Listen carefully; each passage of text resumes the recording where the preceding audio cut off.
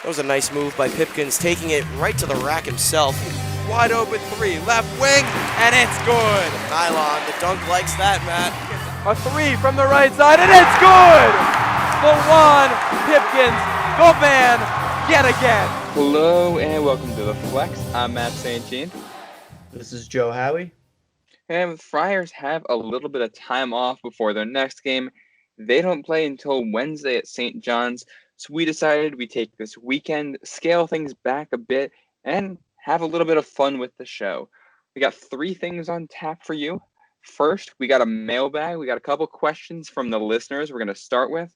Then, we're going to talk about our all-time Friars team. Not all-time, but our Friars team. Best of the Friars. Chris Dunn era.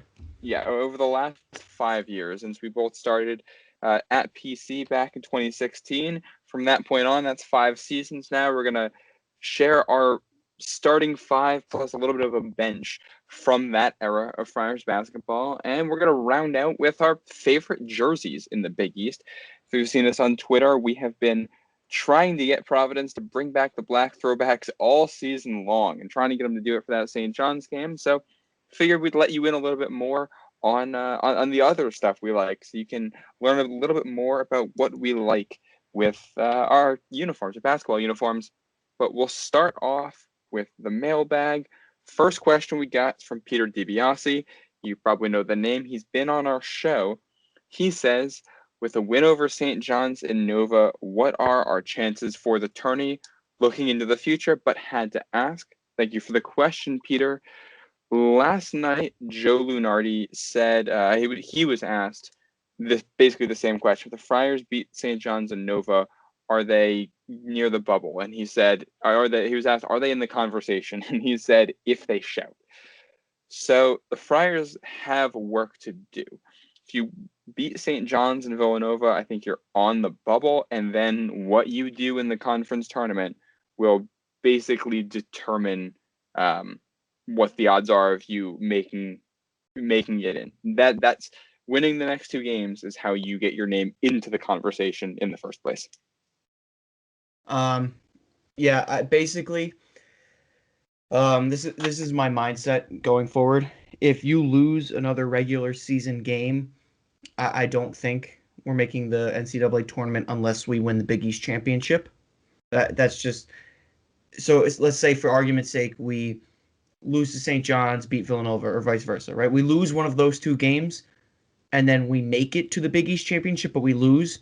I say we don't make it. If we do what we're supposed to do, we beat St. John's, we beat Villanova, I think you just have to make it to the championship, and you don't necessarily have to win it, because that means the road to the championship includes the likes of either Connecticut, Creighton, Villanova, or Seton Hall, and all 4 of them are above you right now. If you beat one of those 4 at Madison Square Garden and make it to the championship while beating everyone else that you're supposed to on the way, I think that gets you in. You don't necessarily have to win the championship, but that will amount to what, a 1, 2, 3, 4, 5, potentially a 5 to 6 game win streak, depending on where we're seated in the championship. So I think that would get us in. But if we lose a regular season game, then all bets are off unless we win March 13th. Yep. You need to beat Villanova and you need to beat Villanova and St. John's, and you need at least one other win against the team ahead of you to really have a shot. We'll go on to our next question. This comes from @CookieCrisp. What's the portion of blame on Cooley these past couple seasons? At what point could a change be made? What would you think of possibly moving him to a recruiting-based role and bringing in an X's and O's guy to lead this thing like Howard and Martelli at Michigan? Joe, I know you had some thoughts on this. I'll let you lead off. So I'll actually start with the latter half of that. Listen, I don't think Cooley's going anywhere with respect to his head coaching job. They just signed him to a lifelong contract. He's completely turned the program around from what it was in the what was that, before configuration, Matt? He's done wonders for the program. Obviously, over the past couple of years, the results haven't been as positive since Chris Dunn and Ben Bentil left. But nevertheless, compared to what this program was and where it was with respect to postseason play, He's done a tremendous job, so he's definitely not going anywhere. And with recruiting, you got to give some respect to Jeff Battle too, because he brings in a ton of recruits for this program, and I think that flies so far under the radar. A lot of the credit goes to Cooley, but you'll hear Cooley say in the post-game pressers, or even when he's addressing the media outside of the season, like over the summer, if he holds a press conference, he will credit Coach Battle for his ability to recruit guys from down south. I mean, you look at Jalen Lindsey, Chris Monroe, Malik White, Nate Alan Watson, Breed. Alan Breed, all those guys aren't necessarily Cooley heavy recruits. Those are Jeff Battle. So with respect to the recruiting aspect and the head coaching change, I don't think that's going to change at all. I think Cooley and Battle are great at recruiting.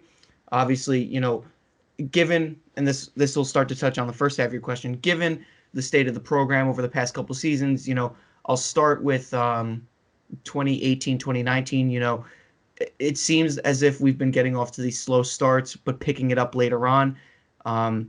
By the looks of it, this could potentially be the second in 3 seasons where we don't make the NCAA tournament, which again, the blame isn't all on Cooley.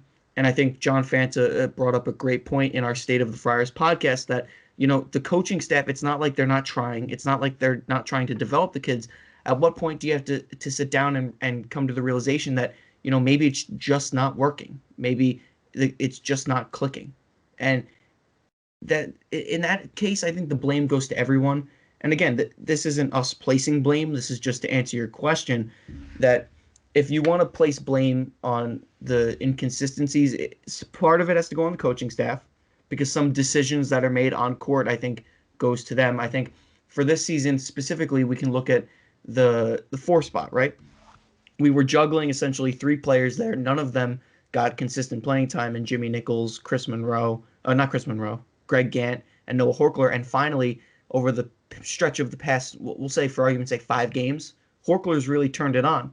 But had he not been given that opportunity on the court, we would have never known. And when a guy like him is playing like 7 to 10 minutes for the first half of the season, you're never going to know that.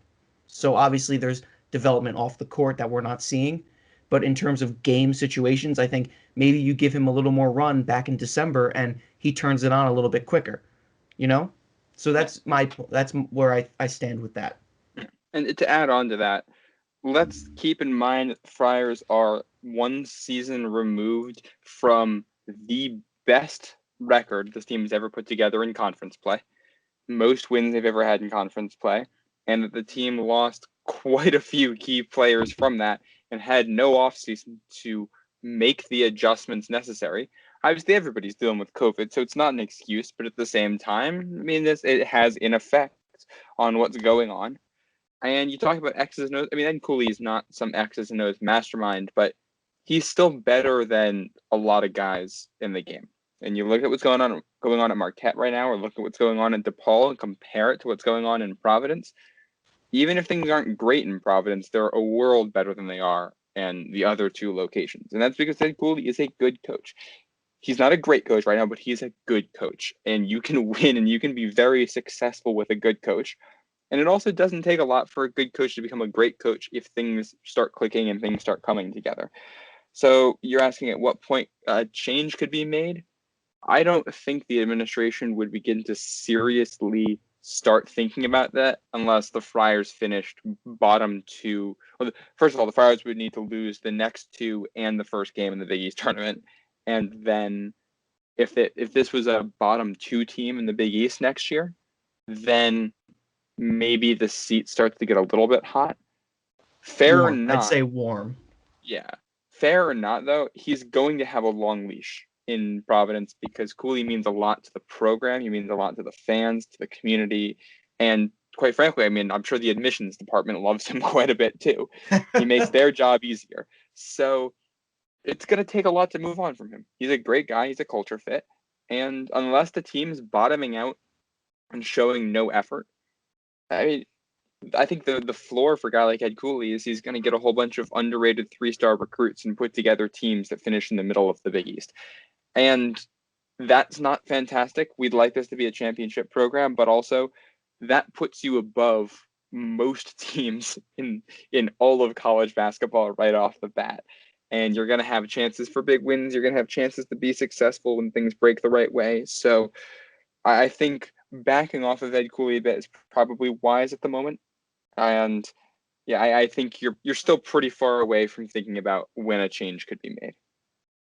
Just to add on to that, Matt, not to mention, other people outside of the program have touched on the offense of Providence, and I forget who it was.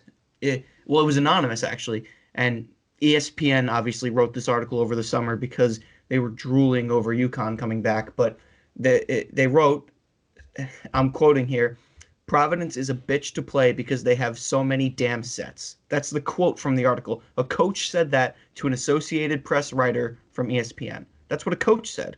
It's anonymous, so you don't know who it was. Sounds like it could have been, I think it was Kevin Willard. It just sounds like the way he talks. Yeah, or Travis Steele. Yeah, it sounds like one of those two just by the way they talk. They're usually two of the coaches to use profanity when speaking with the press. But I think if that's someone outside of the program that says something, Kyron Cartwright on Twitter has mentioned that the flex, which is what our podcast is named after, the offense that thrives on back screens and out screens, hasn't been used as the primary offense since 2014. So a lot of times people become upset with the offense because it's slow and stagnant. It's the same offense that's been run. It's been tweaked and adjusted. Matt, we were talking before this. It's changed over the years. Go back and watch some old film from a couple years ago. You're going to notice the offense looks a lot different. And by the way, the offense that was run the other night against Xavier is the same offense we've been running. It just looks and feels a lot different when the guys are playing confident and the shots are going in. So I know these are 18 to 22-year-olds, but if you talk about blame, if Cooley's running the same offense and the shots aren't going in or you're not getting good looks, maybe the guys just aren't playing hard enough. And that's not a motivational thing. Maybe they're a little nicked up. You never know what's going on. But the blame is not all on one guy. Everyone on the PCBB, hashtag PCBB Twitter fan base loves to rip on Cooley. But at the end of the day, if we had a Dave Lato in our head coaching seat, if we had a Steve Wojciechowski in our head coaching seat, Steve Wojo, by the way, is more invested in getting his program and getting himself to Duke in Coach K's seat. He doesn't care about Marquette. Yeah. I think we're in a good spot with Cooley. Yeah, and you talk about caring there, and you mentioned Kyron Cartwright. If anybody on here, anybody that's listening, follows Kyron Cartwright on Twitter, he's a staunch defender of Ed Cooley. He's defending him all over the place. Why? I mean, you don't see former players coming back and doing that about coaches all the time. That speaks to the brand, and it speaks to the type of family that they create. And you talk about recruiting, that's important. I'll touch on the second part of your question here, talking about bringing in an X's and O's guy. Like it or not, these players, when they get recruited, they also buy into the X's and O's that Ed Cooley preaches. They like that. To an extent, they're coming to Providence for that. And if you separate the recruiting from the X's and O's, you're going to get a lot of recruits that feel like they've been duped once they show up. So if you got guys that buy into the system, I mean, we've seen it before. When the guys buy into the system that Ed Cooley runs and they play with confidence, it works. And that's really all you can ask for. I think we'll move down to our third and final question now. This one comes to us courtesy of Meg O'Keefe. She says, can we get to the bottom of where Noah gets his hair colored? The people need to know. I hate to break it to you, Meg. We reached out to our sources, talked to a lot of people all day trying to figure out the answer to this one, and I was getting stonewalled everywhere. I think they're keeping this a secret. And the reality is, I mean, after the performance Noah had the other night, you have to. I mean, whatever they're doing to his hair, it's working so well. You can't let other people get their hands on this because that's just too dangerous to be out in the public. Especially like Kunkel from Xavier. If he gets his hands on the magic shampoo that Noah uses, he's going to grow out the locks, and then we're going to have to deal with him. Exactly. All kidding aside, though, I do think actually Noah is secretly Kevin McAllister from Home Alone. He's grown up now, and he decided to play basketball for the Friars. I think that's really what we're looking at here.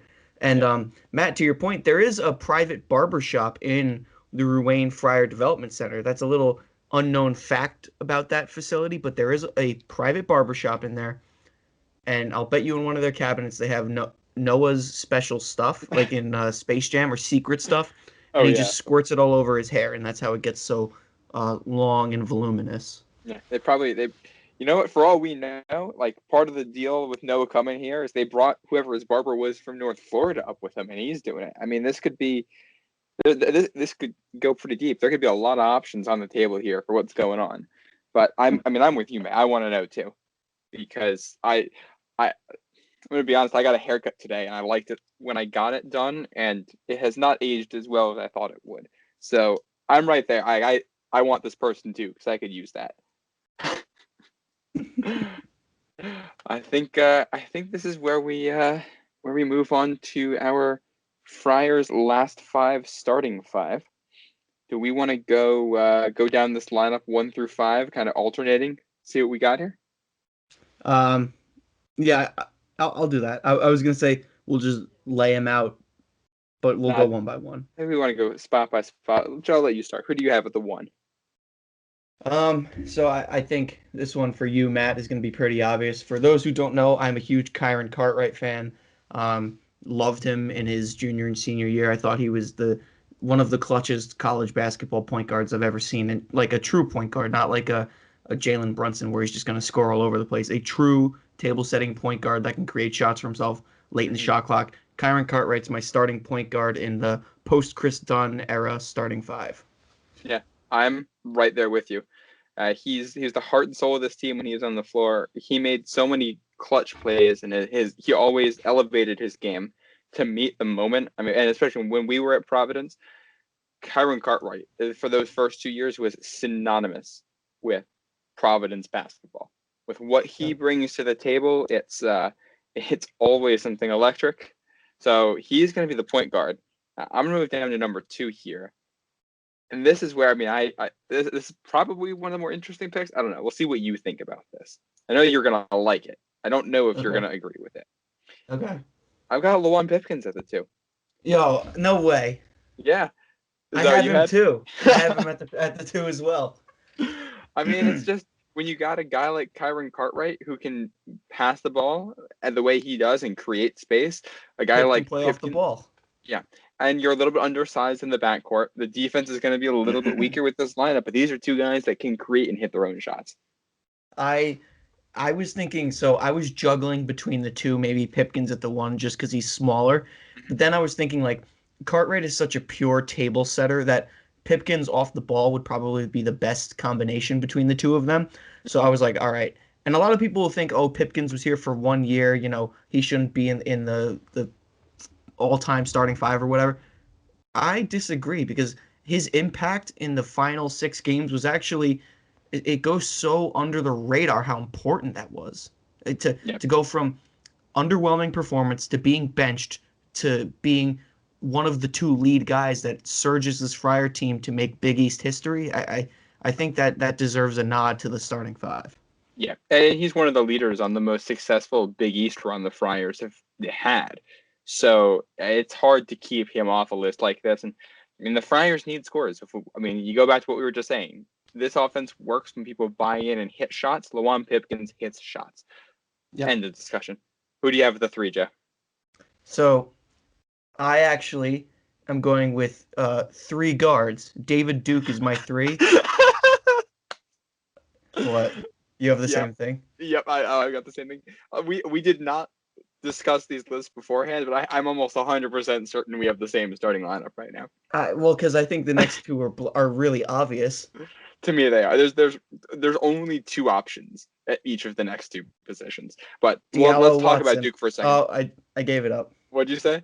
I said Diallo and Watson. Yep, that's what I had too. Okay, so Matt and I, for context, before we started recording, we said let's not tell each other what the starting lineup is so we can be surprised. And as we went down, obviously you just heard we have the same starting lineup. You have 3 guards, a wing forward, and a true center. I think that's like the epitome of Providence basketball right there. But it's Kyron Cartwright, Lawan Pipkins, David Duke, Alpha Diallo, Nate Watson. Let's talk about Duke. Yeah, I'm putting him in this lineup because, one, I mean, he's a plus defender.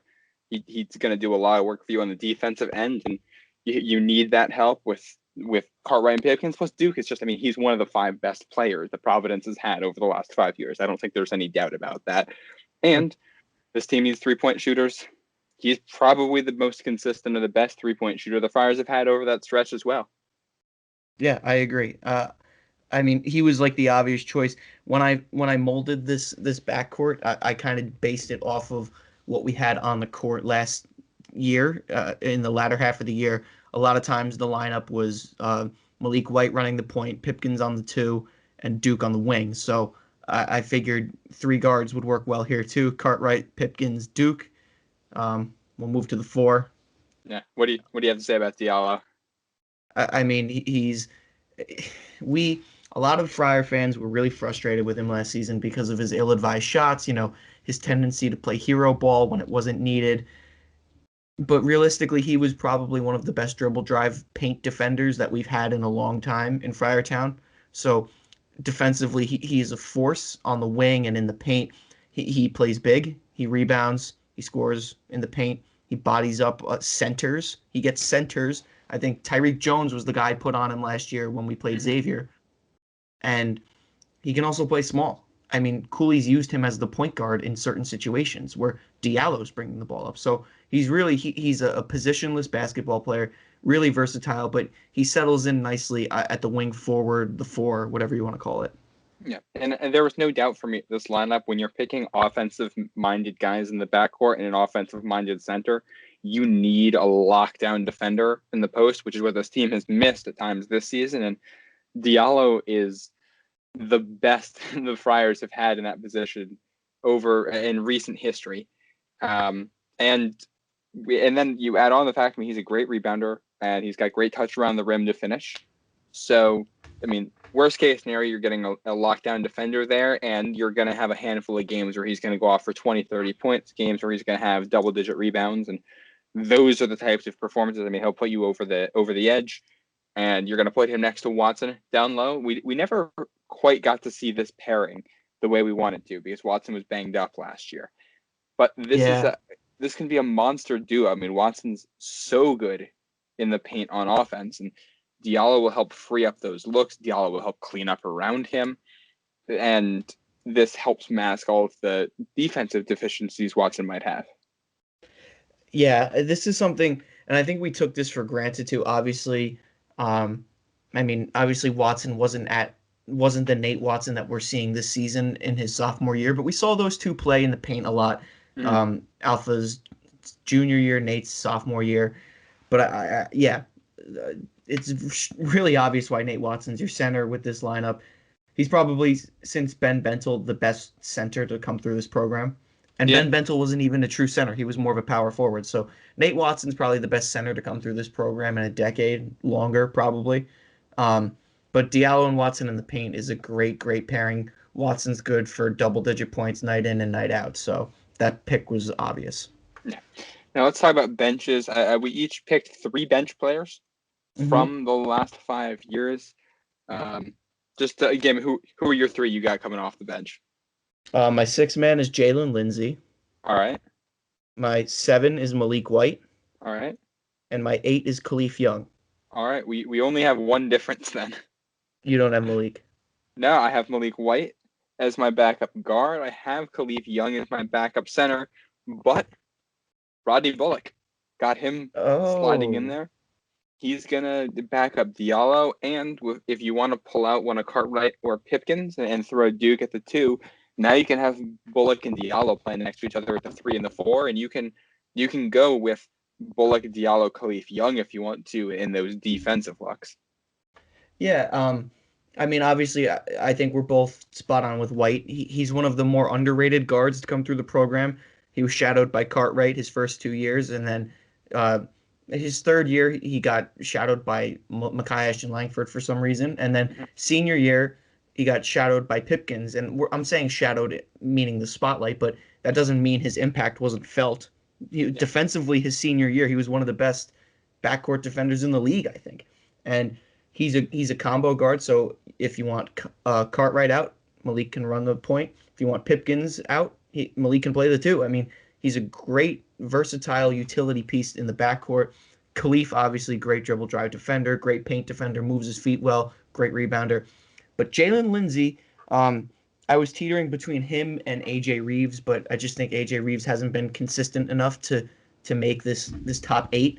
Jalen Lindsey, a lot of people were upset with him because really they think of that Villanova championship game in the Big East when he didn't score but played the entirety of the game. Yeah. He is so good defensively, and I think a lot of people forget that, is he would play 40-minute games. He wouldn't come out. He wouldn't get a substitution because he was so great on defense. And I get it. He was supposed to be our spot-up three-point shooter, and a lot of times it didn't go in. And, they're saying that his senior year he trailed off, but I don't think so. I think he was consistent enough, and he was good enough on defense where he's a great piece. And from this he was lineup, concussed in that game we're talking about, too. Right. He got concussed. Or a couple weeks beforehand. Yeah, he got concussed. DePaul, right? It was when he came up. It was late in the regular season. He got a concussion, and his shooting was just not there once he returned. Yeah, I still think he had the concussion into the postseason, like beyond that, Texas A&M. But he was trying to play through it. But yeah. Yeah. Back to this lineup, he can come in. He can play the 3 because he really can play. He can guard smaller. He can guard bigger. The only reason he would play the 3 and not the 4 is because he's not really a paint defender. But Jalen Lindsey is my 6th man. Yeah, I like that. I didn't go with Lindsey. I thought about Lindsey. I thought about Lindsey and Reeves. But then I looked at this and I said, Duke is still probably a better 3-point shooter than either of them. And White gives you a defensive presence at the guard position that you really need. Khalif Young was a certainty because you need the backup center. He was really good. Yep. And Rodney Bullock, when Rodney Bullock plays well, he hits threes. And he can, bounce with Diallo really well. And don't forget, Malik White's a scorer too. Yep. This is a lineup where if any of these guys, if Diallo isn't having a good night scoring, Rodney Bullock can step in and score. If Pipkins doesn't have his shot, Malik White can come in and give you that. And worst case scenario, if nobody has their shot, you're just going to play with that Malik White, David Duke, Rodney Bullock, Alpha Diallo, Khalif Young lineup, and nobody's going to be able to score on you. Yeah. Yeah, that's So those are our lineups. That's amazing that we went 7 of 8 the same. Not only is it we talk all we talk is Providence basketball, but it could have. You didn't need a fortune teller to tell us that we were going to pick a lot of the same players. What I'm more surprised at is the exact same starting 5, because we didn't talk or prep about this at all, and we just knew. But that's a testament to the players, because these 8 right here are the ones that you think of when you think of the past 5 years. Before that, it was Chris Dunn, Bryce Cotton, LaDonte Henton. You knew the one guy, and I think the difference now, and this excludes David Duke. The difference is, since Chris Dunn left, it hasn't been just one guy. It's been a couple of utility pieces that have formed the impact of an NBA superstar, which is just as good. Yeah. And there's been a lot of good players to come through here. We should move on now to our final topic in this lighthearted episode. We want to talk about Big East basketball uniforms. This is another list. We each put together our top 5 non-Providence jerseys. We want to take because if we're picking Providence jerseys, we know 1 and 2 are the throwbacks and the white and pink uniforms. So that's boring. So we're not going to talk about Providence. We're going to look at the rest of the Big East and say what our favorite jerseys are. We rank them 1 through 5. We'll go through these in reverse chronological. We'll start with 5 to 1. I will say, I'm going to start off. I want to just give an honorable mention to one that won't be on here, but I thought long and hard about, and I think deserves one. I think just Xavier's uniform set in general deserves it because I really like the way they have the X on the shorts for Xavier. It's unique. Yeah, that's nice. Yeah. But yeah, that's my honorable mention. Do you have any honorable mentions before we get going, Jeff?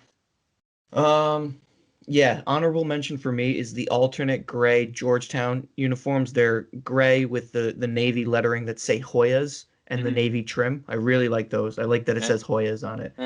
Brings me back to the old Big East. I'll tell you, that's not the last time you're going to hear about those uniforms in this ranking. But yeah, Joe, we'll start with you. What's number 5? Your number 5 jersey in the Big East. This may come as a shock because it's a basic uniform, but I really like the Seton Hall Road Blues with the white trim and the script Seton Hall lettering across the chest. I think it's sharp. I think it borders the line of New Big East and Old Big East. So it's simple but it gets the job done. It's appealing to the eye. So that's my number 5. The blue Seton Hall ones. Yeah. Those are some nice ones. I'm gonna go.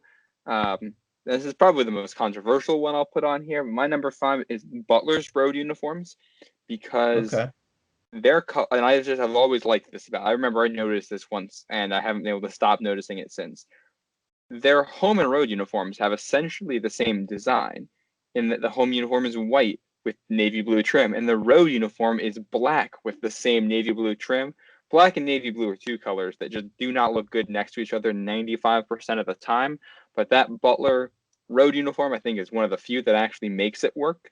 And it's got some nice history behind it. I mean, that's the uniform you associate with Gordon Hayward just barely missing that half-court shot against Duke in the national championship. They've worn that black and navy blue on the road in a way that's unique to that program for a really long time. And I like that. It's distinct in the Big East. They could just be simple with navy blue and white, but they do something a little bit different. Yeah. I didn't think about that one. My number 4, I like those Georgetown gray ones a lot. I think they're just so traditional to the Big East, honestly. And if Georgetown wanted, I think they could wear those gray jerseys for basically all 20 Big East games. I mean, they're dark enough where you can wear them against white uniforms and it's fine. Light enough you can wear them against the dark uniforms and it's fine. They contrast with everything. Like, that's so distinctly Georgetown. I think every other team in the conference usually wears white at home, like for 95% of their games, if it's not an alternate uniform. But Georgetown, most of the time, I think the gray uniforms are actually their primary home ones. I don't think I think the white ones are the alternates there. Yeah. Now I'm regretting not putting them in my top 5 because I think I could swap them with Seton Hall really easily. The only reason I didn't is because I feel like they very rarely wear the grays. That was my rationale. But my number 4, Matt, I think this is going to throw you for a loop here, is the St. John's black alternates with the red trim and red lettering. Ooh.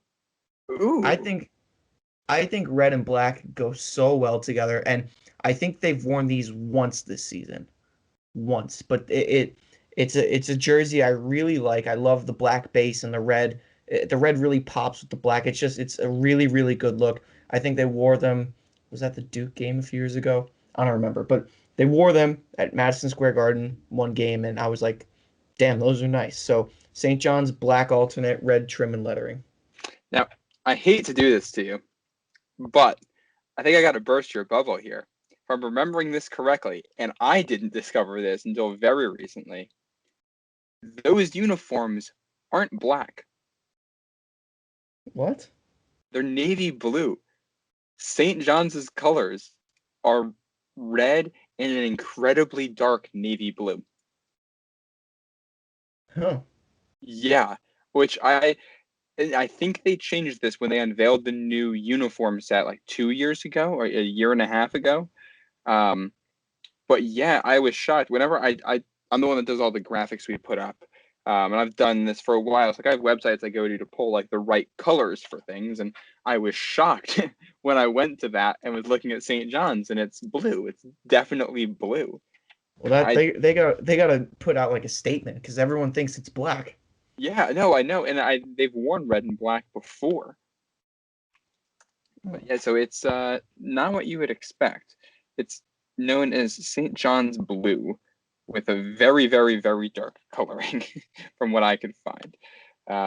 So yeah, it's funny though, because that was your 4. Yeah. Give your 3 and then we'll come over to mine. My 3 is the DePaul away blacks with the red lettering and blue trim. I'm sensing you like the black and red.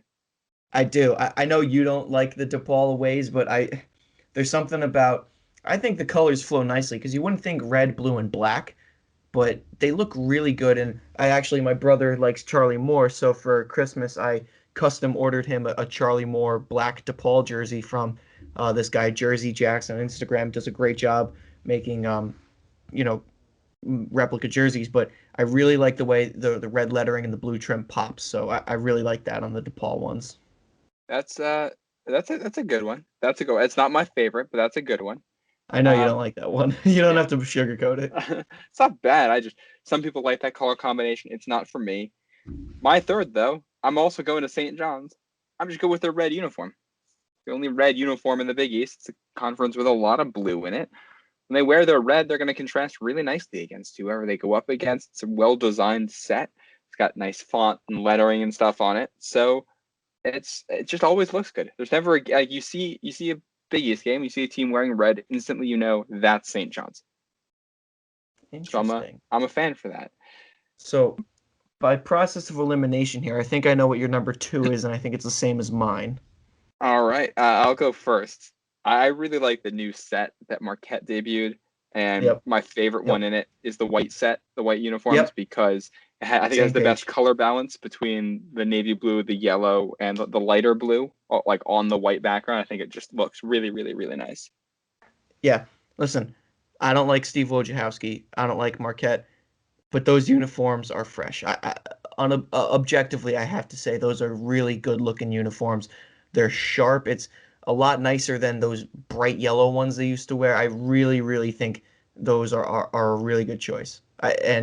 I hated losing while they were wearing them, but they looked good. That's a good-looking jersey. Yeah, it is. I'm a really big fan of that one. By the way, as we speak, I'm on the St. John's Athletic Department website just to confirm this. And yeah, it's St. John's blue, and it basically looked black when you're looking at it. You got to max out the brightness on your screen to notice, but St. John's blue, even though it looks black. Yeah. And every time it's used as like an outline and something, it looks black on its own too. So not something I think most fans know about them, which, yeah, that's interesting. Joe, do you want to give your number 1 uniform in the Big East? Yep, and I don't think you're ready for this, so here we go. The Xavier Throwback whites with the dark blue outer trim and the light blue inner trim. That's a good one. There are 3 rings. There's 2 outer rings, and they're dark blue on the sleeves and the collar. And then there's an inner ring, and it's light blue with the Throwback Xavier text across the chest. It's white, and I think the blue really pops with the white. Love them. Those are really, really good-looking jerseys. I can't disagree with you. I think those are really good. And the double blue, the navy blue and the light blue is a classic color combination, which I'm going to segue that into my pick. Villanova's white uniforms. Don't like Villanova, but this is a uniform set that just works really, really, really well together. The fonts look nice. It's clean with the double blues, not unlike the Xavier one. And there's a little bit of bias here because I got to go down to Villanova last year to see Providence at Villanova that game, and Providence in the throwback blacks against Villanova in those white uniforms is probably the most aesthetically pleasing basketball game I've seen in my lifetime. Just it looked like it was such classic basketball. Also, it's kind of corny, and you probably hate this, Joe, but the gold tag on the back that Nike put for Villanova once they won their championship, like right on the back of the neck, I think that's pretty cool. Gross. I know not everybody's going to like that, and that's probably not a popular opinion in Friartown. But see, I think Villanova and Connecticut are the only 2 teams that I just despise so much that I couldn't even. Well, one, I thought you were going to go a different route with the Villanova jersey. I was pleasantly surprised to hear that it's their home whites. I hate all these alternate jerseys. Like, Villanova's got like 7 different jerseys. Like, I won't even get into it. Stick to your color scheme. Especially, they have such a classic look. Like, if you're DePaul, I don't care how many jerseys you wear whatever you want. Villanova, that's classic Big East, and you're going to be on the national stage quite a bit, representing the conference. Look good doing it. Yeah, exactly. You want to be one of the premier teams in the conference, like, you got to act the part. And for the most part, I mean, the Friars do. I don't think, for me, the white and pink and the black and white throwbacks would probably both be in the top 5 if we're ranking uniforms around the conference. If we were doing the entire conference, the throwback blacks would be number 1, the alternate grays would be number 2, and the pinks would be number 3. And then, quite honestly, I don't think that the half of mine would have made it in the top 5. Yeah, I would have had the alternate grades for the Friars right outside the top 5.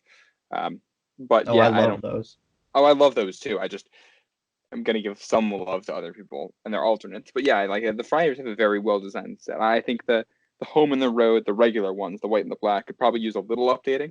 But I would Mhm. not, if they went to the way that the throwback looks and they just did that in white and black at home and maybe added some gray trim and then added a gray version of that uniform and then Yeah, a fourth one with a little bit of pink in it, like, I think that's the way to go. yeah, I agree. All right. Well, I think that's going to do it for us in this episode. We're just kind of having some fun, relaxing, because after this, it's the grind. 2 games this week for the Friars at St. John's, and then at home against Villanova. After that, Big East tournament time, and then very quickly, we're into March Madness. It's just about here, everybody. So get ready. And make sure that you are following us on Twitter at the Flex Hoops so that you can stay up to date. You know when these episodes are coming, so you can jump in the mailbag and ask us any questions you have. Thank you to those listeners for submitting questions. We appreciate it. We love the interactions with you guys. It's the best part of doing this. So thank you for that. And as always, thank you for listening. Go Friars.